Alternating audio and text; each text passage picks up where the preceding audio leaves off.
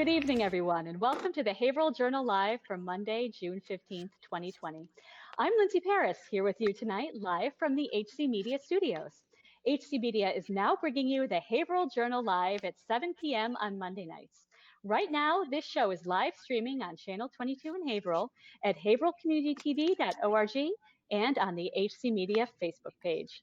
And watch a replay of the Haverhill Journal live show at 5:30 p.m. and 9:30 p.m. every weekday night on Channel 22. Tonight, we'll be talking about the Black Lives Matter rally and march from Haverhill Stadium to Gar Park, which drew hundreds of residents. This hugely successful undertaking was organized by 3 Haverhill High School students, and 2 of them, Amby Mayhew and Gretchen Fieldhouse, will be joining us to talk about what went into making this rally happen.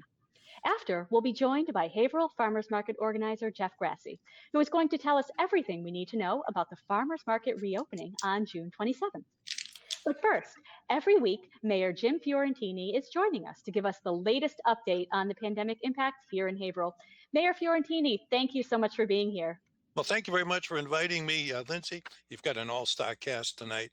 I can't wait till the farmers market opens, Jeff. Hope we made it easy for you, permitting-wise. And you did have a great protest march on Saturday. I was happy to be there, and I want to congratulate Gretchen and Amby for doing an absolutely outstanding job. It was such a horrible incident that happened in Minneapolis, and unfortunately, sadly, it wasn't the first or second or 10th or 50th time that this type of racist brutality has happened. And I was very, very proud of our community. The whole community came together to say enough is enough, and we stand against this. I'm very proud. It was a completely peaceful event, and you ladies did an absolutely outstanding job. But on to COVID. Today's an exciting day for us, a landmark day. Today, for the first time since this whole COVID crisis started, it seems like it was years ago, but it was only in late March. And for the very first time since late March, we had not a single new COVID case in the city of Haverhill today. Not one new death, not one new case. We now have over 90% of the people who have been infected with COVID have fully recovered.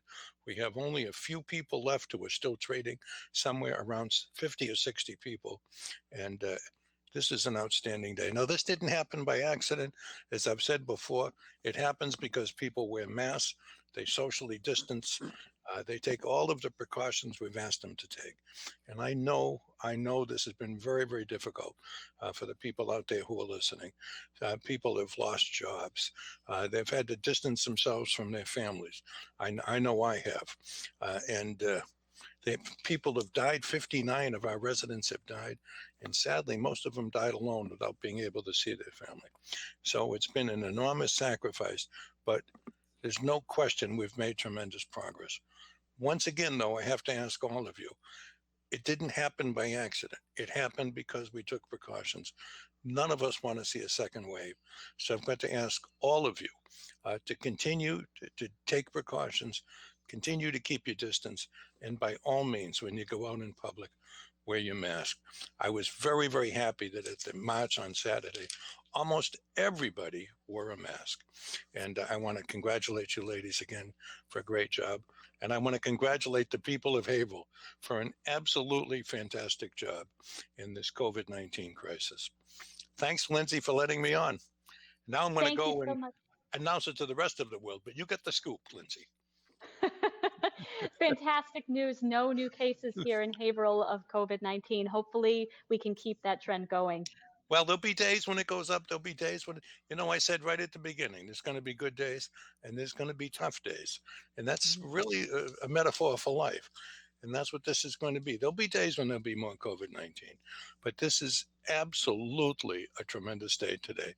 No new cases, no new deaths, no new hospitalizations. Thanks, Lindsay. Thanks, Mr. Mayor. As always, stay up to date with the mayor by subscribing to his blog at jimfiorentini.wordpress.com or by reading his daily update posts at the Haverhill News page on Facebook. And hopefully the city and residents can keep up the good work, and we will keep up this fight against COVID. Protests against racial inequality and injustice have been happening across the United States. And on Saturday, Haverhill had its own Black Lives Matter protest and march from Haverhill Stadium to Gar Park, drawing hundreds of participants. Amby Mayhew and Gretchen Fieldhouse, two of the HHS students who took the lead on initiating and organizing the event, are joining us tonight to talk about how they put it all together. Amby and Gretchen, thank you so much for being here. Thank you for having us. It's an honor to be able to host marches like this. We all strive for equality, and I think the whole turnout was honestly super awesome. Absolutely. It was incredible. Almost, I think, 1,000 people, maybe over 1,000. I don't know if anyone was actually keeping account, but it was a huge crowd. Amby, can you tell us a little bit more about the rally and what were some of the key highlights for you guys? Yeah, so some key highlights for me was getting everyone involved, spreading the word, and basically all of Haverhill coming together and fighting for such an important cause. Just saying that Black lives do matter and we stand together with them. Definitely. How about Gretchen? What was your most favorite part or highlight of the day for you? I think what was really awesome was when we were approaching the park, and everybody was there waiting, and they were cheering, and we got to get up on stage, and you could just look, and there was loads of people. It was really awesome. It was really something. And I'm sure with that huge turnout of marchers, was that more people than you expected? Yeah, definitely, definitely. Wow. We're super surprised. That's great. So, Amy, this huge event must have been a tremendous amount of work for all three of you. How did the three of you come up with this event and put it in motion? So basically, well, for me personally, I saw circulating that there was going to be a protest on Saturday. So I contacted some Haverhill High Instagram accounts to figure out who started it. And I found out that it was Gretchen. So I basically offered to help. I offered my services, and I'm like, I'm willing to do whatever to make sure this protest lives up to what it should be. And basically, the hardest part was keeping it organized so that everything would and can run smoothly.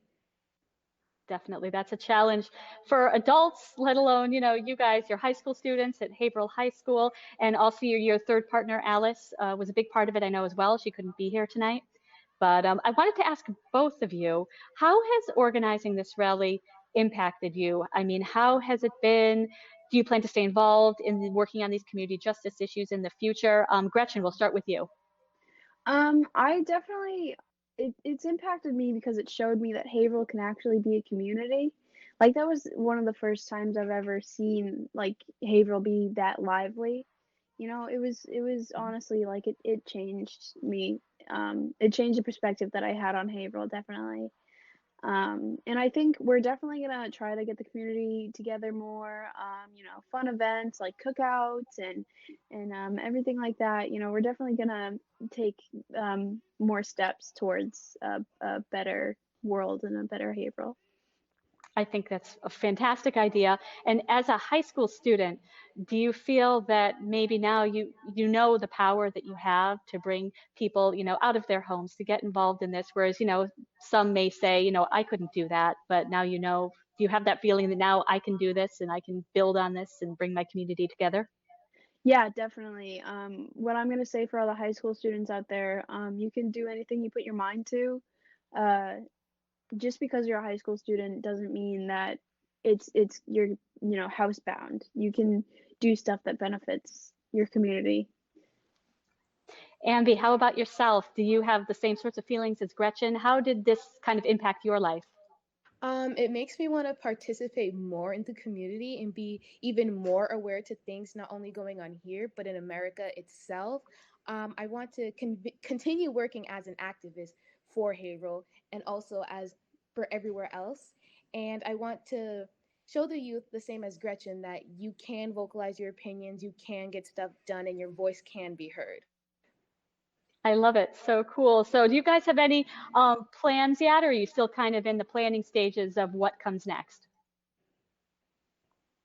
I think we're still in the planning stages of what comes next. Well, I don't blame you. You just got this done with only 2 days ago, so you have plenty of time. But Gretchen and Amby, thank you so much for being on the show tonight and for the tremendous amount of work you put into this event along with Alice.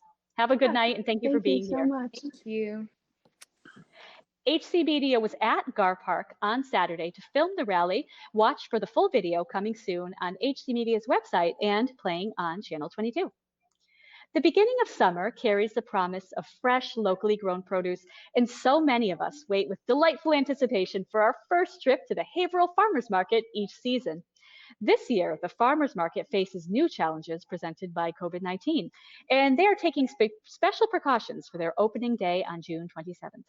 Haverhill Farmers Market organizer and Team Haverhill member Jeff Grassi is with us to talk more about what's in store at the market. Hey, Jeff, welcome, and thanks for being on the show. Hello, Lindsay, and thanks for having me on. So first off, when the pandemic hit, you were well into the process of planning the market opening in June. How did COVID-19 shift your plans for this year? Well, pretty much, yeah. So we were on kind of a record for like tons of new vendors this year and all these things, and then this thing hit. So I had to tell some of those vendors, like, just got to put you on a little hold for a little bit, because what we have to do now for the COVID-19 is we have to space out the vendors where normally we would have them like side by side. Now we have to have like 8 to 10 feet distance between the vendors. So we kind of had same space, so it's going to look still nice and full. We just have the vendors separated a little bit. And I've been on a lot of state calls and all these things, and kind of what they want us to do, and even with the city of Haverhill, with the Board of Health and Mark Tolman and the police and all that stuff. So, they're asking people to wear your mask. We're going to have sanitizers at each of the booths and when you walk into the market. Keeping 6-foot distance, just like everyone's already been doing. So everyone's kind of already trained for that, which is great. What's going to be hard for people is, normally with the vegetables and all that stuff, you kind of pick through which ones you want to take and all that stuff, and can't do that anymore, at least for now. So pretty much you're going to point to the vegetables that you want, the fruits and all that, and they're going to bag it for you. So it's like no touching, vendor products, no eating in the market. We're going to set up the cafe tables outside of the market so people can take the to-go food, eat outside. No. So like out on the sidewalk, Jeff? Is that where those Yeah, on the tables are going to sidewalk be? and on the side, the brick area on the side, and then Okay, over near the in a Blue Moon. Oh, I'm getting right, the name right. wrong. I think right over there, so people can eat out there, but they don't want people walking around eating, really even Mhm. social. I mean, a lot of lingering around. So this year, unfortunately, for now, we can't have live music. There's no kids activities. They want people to kind of come in, get the shopping, and move on, because it's going to be different where you can't walk in from anywhere now. Literally, we're going to cordon off the whole market. We're going to have one entry and one exit. So there's going to be lines forming. So everyone's just going to kind of be a little patient. We're allotted a certain amount of people to come into the market at a time. And then when some leave, we let more, kind of come in and stuff like that. Right. So the market is going to look a little bit different this year, but It, we it can still is. expect the great vendors and delicious products that are found there every year. So tell us a Yeah. little bit about the new and old vendors that we can expect to find.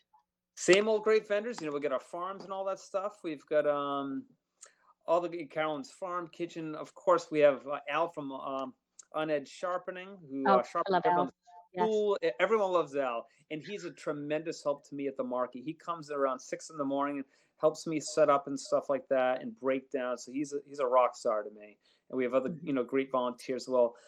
So a lot of the same vendors come back, but we have some new vendors. We've got I got a list here. We got Bliss Bites, which is healthy like energy bite balls. We have Florida Cafe, which is going to be selling hot and iced coffees with and chai coffees. House Yum. Beer Brewing, they're going to be coming 4 or 5 times. They're going to be selling mead, honey mead. We have Kiss the Cook, clever name. It's going to be mac and cheese with regular mac and cheese, vegan, gluten-free. Natural juicing, that's going to be healthy juices, like super healthy juices that you can take to go. We have Polish Prince Pierogi, who is going to be awesome. He's going to be selling them hot to go. We can take out and eat over there at the certain spots, and then also frozen so you can take home, which will be nice. We've got Spicy Mike's Gourmet Condiments, some ketchups and other like pepper jellies. Becca's Bangin' Butter, which is almond butter or an almond coconut butter. And then we got Joyberry Farms, which is mushrooms. We've got a candle maker and a few other ones that are going to come in probably once more the coronavirus thing kind of settles down a little bit when we have more space. So Right. honestly, this is going to be a record year for vendors for us once we get all back in full swing. So we're very, very excited about this year. Oh, that sounds fabulous. And I love my myself some homemade pierogies, so I'm going to definitely be there. But beyond the farmers market, not only are you the manager there, you are also very active with Team Haverhill. And Team Haverhill has initiated an exciting new clean Mm. and green downtown project, right? They have, and it started last year. Team Haverhill's been around for some time. I've been with them for 12 years now, and we're always just trying to look for new things. So last year, Clean and Green Downtown Haverhill started, where we started. People noticed all the fire hydrants, a lot of them downtown, were sanded down and repainted. The fire boxes as well.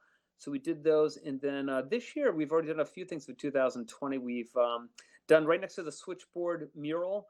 The Clean and Green, we planted, there's a little bench right next to there. And so that was kind of a really neglected spot. So we actually weeded the whole thing. We planted, I believe, 22 shrubs in there. We mulched it. And now when you go by there, we actually see people kind of reading on the bench, hanging out, and really enjoying the space, which is, very rewarding to us. And behind Haverhill Beef, that needed a lot of love. So we took like one of the big planters there, weeded that, we mulched, trimmed a lot of the things, and that's going to be an ongoing project we're going to work on over the years to keep planting new things there. Right near the farmers market is where that one is. We want downtown to be beautiful, so we want to take these spaces and make them, really nice to look at when people are walking by. You've done a great job. I know I've been down, we go down to Harbor Place often, and just going down Merrimack Street and Washington Yeah. Street, you can see it's been cleaned up so much. It looks beautiful. You're doing a great job. Thank you so much to you and Team Haverhill for all that you're doing for the community. Thank you. And it's not even just Team Haverhill. It's great with these projects. We put it out there on Facebook, on the Team Haverhill Facebook and everything. And we have people just showing up saying, "Hey, I'd like to help." So if anyone's ever interested, go on the Facebook thing, Team Haverhill. We put it out there when sometimes we're doing some of the things, especially more when the coronavirus thing is kind of settling down. We're more open to the public, and people help out. And there's a great team out there with everyone in Haverhill for sure. Awesome. So we can visit Team Haverhill's Facebook if you want to get involved with the downtown cleanup. Jeff, it has been terrific to have you here tonight. Thanks again so much. Thank you for having me, Lindsay. Bye. Bye-bye. And you can visit the Haverhill Farmers Market every Saturday beginning June 27th at their location at the Goki parking deck on Merrimack Street. And that's our show for Monday, June 15th. Thanks so much for joining us. And as always, keep watching HC Media for up-to-date information, public service announcements, series programs, and more. I'm Lindsay Paris, and have a great evening, everybody. Good night.